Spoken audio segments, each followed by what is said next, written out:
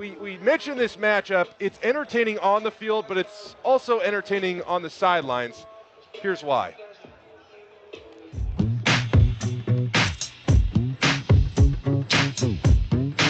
Our psychic, our fortune teller, our tarot card reader. It was really a last-minute idea. I wasn't going to do anything this year because I don't want to be pegged as that guy that has to do something every year. It's costing me money, which I don't really like, but I think it's good for the Mountain West. It brings some attention.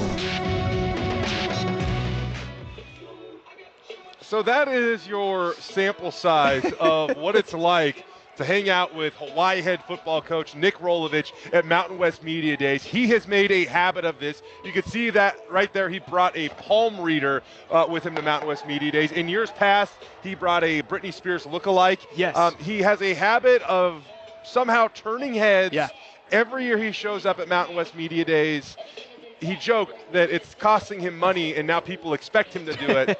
But deep down, he absolutely loves it. Yeah, speaking of entertaining events caused by Nick Rolovich, you go back to the last matchup between Boise State and Hawaii back in 2016 in Honolulu. He caught attention for removing his team's benches from the sideline. The benches that they sit on. In the game, he had people come out and remove them from the field because his players didn't deserve to sit on them, according to him. Yeah, he was frustrated with his team's efforts. Now, that's funny. What isn't funny and what isn't a laughing matter is the respect that Boise State head coach Bryan Harsin has for Rolovich. I think he's done a really good job as a coach, and I think where they are right now, from what I've seen, he's got good players in there. Whatever they're talking about in their meeting rooms, they seem to be buying into that, and they've been out there playing at a really high level. They beat a couple Pac-12 teams. You know, that's not easy to do. Yes, he's a character. He's fun to be around. He brings a lot of, joy to the media days and all those things. And he's also a guy, too, you can sit down and have a conversation with. And I've had a chance to get to know him when he was a coordinator at other places and also as the head coach. But I respect those guys. I respect the coaches in our league and what they do, and he's certainly one of them. And when you pop on the tape, you watch how they play, all right, that's part of you respect what they do. One thing that's really cool about this matchup, too, is that Bryan Harsin played quarterback here at Boise State and later became a head coach. And over at Hawaii, Nick Rolovich is in the exact same scenario. Yeah. In fact, Nick Rolovich really had some legitimate playing time for Hawaii. Bryan was a backup for most of his career. Yeah. I think he had one career touchdown pass. Outside of that, Nick actually saw some significant playing time for Hawaii, so you can see why it means so much to him to return to his alma mater and try to have some success. The connections between those two continue, too, when you look at their past coaching history. Both spent time as offensive coordinators. Rolovich at the University of Nevada, of course, Coach Harsin down at University of Texas. A little bit later in the show, we're going to hear from Tom Scott, and we could be seeing not only a preview of the two best teams in the Mountain West, but maybe who the Mountain West Offensive Player of the Year is. And right now, it seems like a two-horse race between Hank Bachmeier and Cole McDonald. Yeah, certainly has been up to this point in the season. Of course, Utah State quarterback Jordan Love wants to throw his hat in the ring, and he's going to be eager to try and impress people moving forward the rest of the way. But these two quarterbacks playing tonight on the Blue have been fantastic. One big thing to watch out for, as you've mentioned all throughout the week, red zone play. There are certainly a number of areas where Hank Bachmeier has been more efficient than Cole McDonald. You'll point out third down. Cole has not been very good on third down this season. Meanwhile, Hank Bachmeier leads the entire country in passing yards on third down. Bachmeier enters tonight having thrown for almost 1,500 yards and 8 touchdowns to go along with 3 interceptions. Coach Harsin now says that it's important to improve his efficiency and accuracy down in the red zone moving forward. To me, I think he's doing a great job.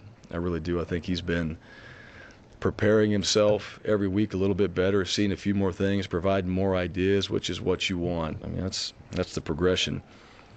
Red zone, I think Tom Brady's percentage is dropping the red zone a little bit when they get down there. It's hard. Like, you got to really be, when you throw the ball down there, you can't be a butcher out there. You're a surgeon when you're down there in the red zone. That's really what it is. I mean, it is precise. We were footwork away from Octavius having a touchdown, but that's perfect footwork. It's perfect footwork from the quarterback position. If it's not perfect, then you run out of space and you're one step you're one step too far out of bounds. You can see how finite the margin of error is when you are down inside the red zone. Yeah. Fast athletes closing on whatever space there is out there very quickly. Yeah. And so it's tough down there. Now, on the season, you talk about Hank Bachmeier's completion percentage. It's up right around 65% overall. Yep. Down inside the red zone, it dips to 30%. Wow. So you can see that is one area, and I really do mean about one area where the true freshman can stand to maybe see a little bit of growth. Absolutely, and the field gets so much more condensed down there in the red zone. Big thing to tonight's success, efficiency down in that area. Yeah, and why it's so important too, by the way, Cole McDonald, 67% completion percentage down inside the red zone. He's completed 14 passes inside the 20 this year.